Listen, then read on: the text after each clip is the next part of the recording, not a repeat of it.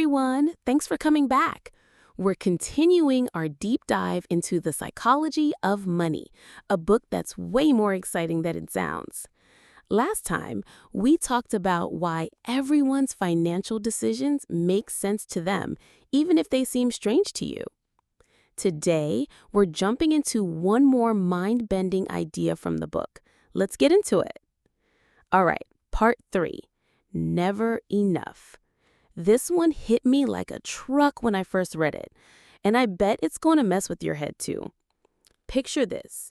You're playing a video game, and you've just beaten the final boss. Credits are rolling, you're feeling amazing, you won! But then, a message pops up.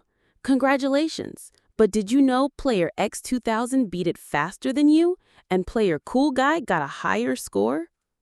Suddenly, your victory doesn't feel so great anymore, does it?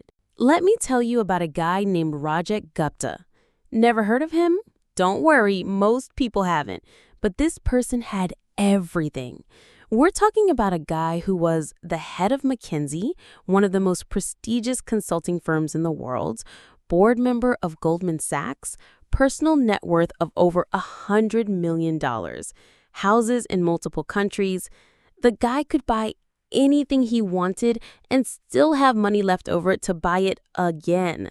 So obviously, he was satisfied and lived happily ever after, right? Nope. This guy got involved in insider trading and ended up in prison. He threw away everything, his reputation, his freedom, his family's security, to make even more money. Money he didn't even need. Why would someone who already had more money than they could spend in 3 lifetimes risk it all for more money? That's the never enough trap in action. Here's what I think happened to guys like Rajat. He wasn't comparing himself to normal people like you and me. When you have $100 million, you don't hang out with people who are excited about their $50,000 salary. No, you're at charity galas with people who have $500 million. You're playing golf with people who own sports teams. Suddenly, your measly $100 million feels like pocket change. It's like being on a treadmill that speeds up every time you think you're doing well. You run faster, the treadmill goes faster. You run even faster, it goes even faster. There's literally no way to win this game because the game keeps changing the rules. We all know about Instagram envy, right? You post a picture of your nice dinner, and then your friend posts a picture from their vacation in Bali, and suddenly your dinner looks sad and pathetic. Well, rich people have the same problem, except instead of Instagram, it's yacht parties and private jets.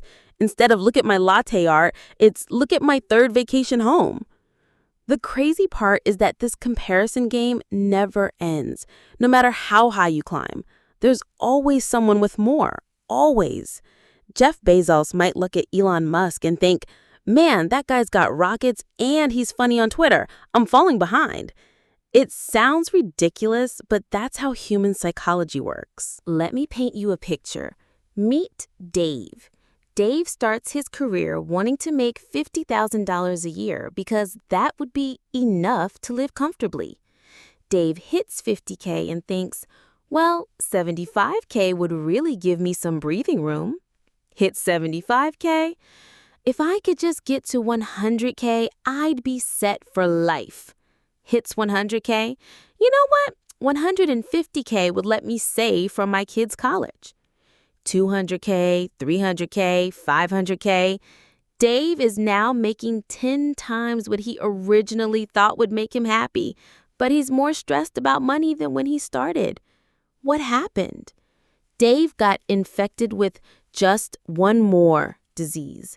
Every goal he hit became the new starting line instead of the finish line. Here's something that'll blow your mind. Studies show that lottery winners aren't much happier than regular people after about a year. How is that even possible?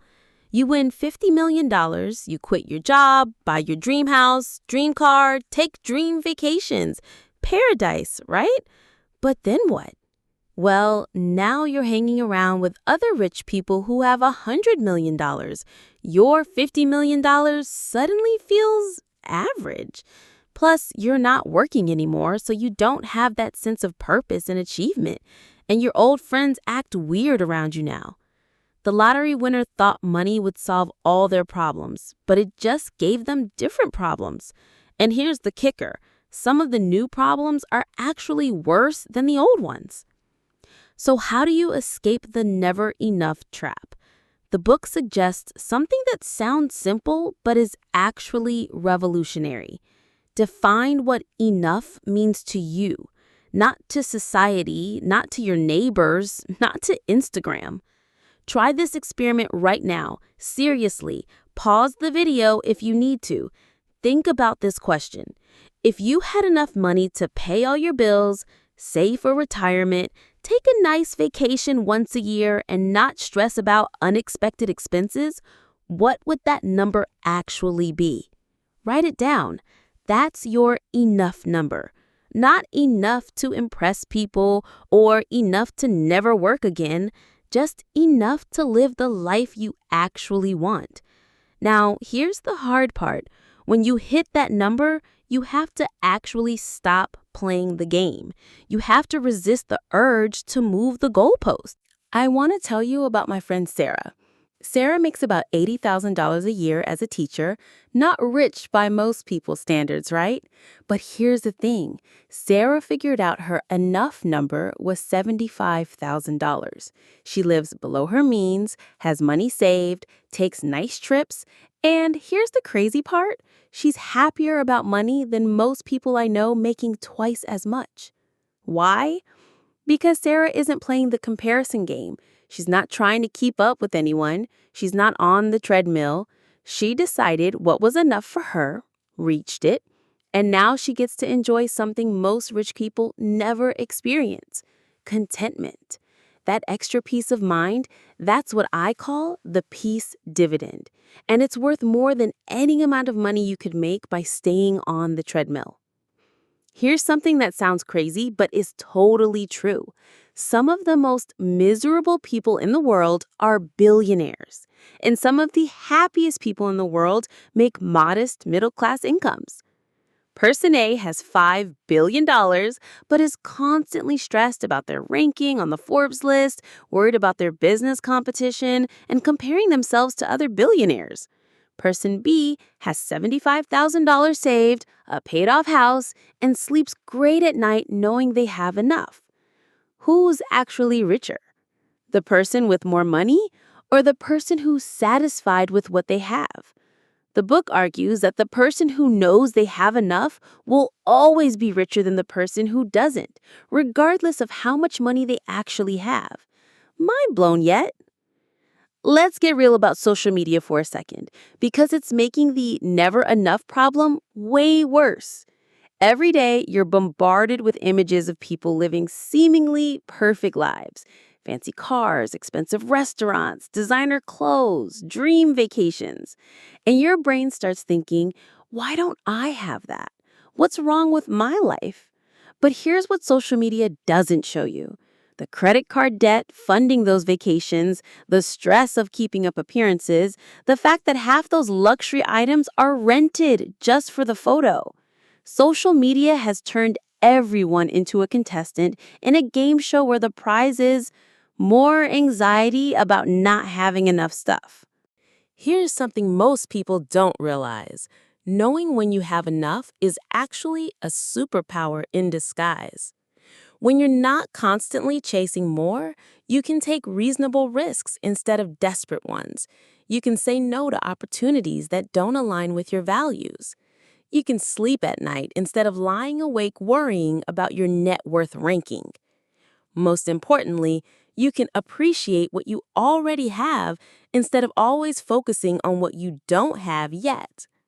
And weirdly, people who aren't desperately chasing money often end up making more of it anyway, because they make better decisions when they're not operating from a place of fear or greed. So here's the massive takeaway from part 3.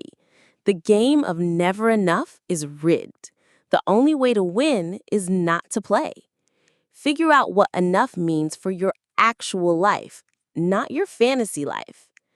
Then, when you get there, practice the hardest skill in personal finance, being satisfied. Because I promise you, no amount of money will ever feel like enough if you don't first decide what enough looks like. So there you have it. One more mind-bending concepts from The Psychology of Money. Never Enough teaches us that the only way to win the money game is to first decide what winning looks like for you. Next time, we're diving into even more fascinating ideas from this incredible book. Trust me, it just keeps getting better. If this changed how you think about money goals or investing, smash that like button. Share it with someone who needs to hear about the magic of starting early. And definitely subscribe because we're nowhere near done with this book. What's your enough number? Let me know in the comments. Until next time, remember, define your enough. See you soon.